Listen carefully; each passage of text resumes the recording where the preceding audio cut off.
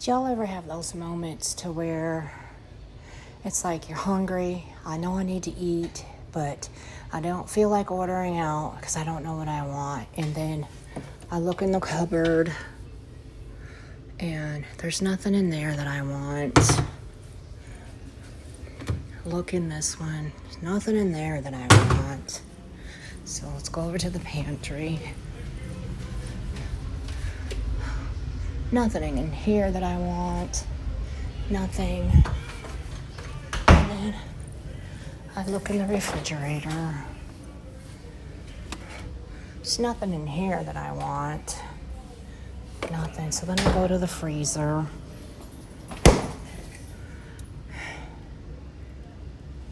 And then it dawns on me. It's like, I know I have to eat. So what I'm preparing is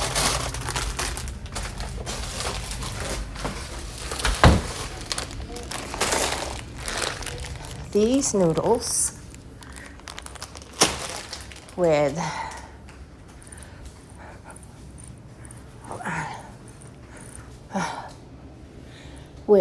don't be looking at my legs, you nasty people. I got dishes to do too. So I'm going to do those noodles that I just showed you. Those noodles over there.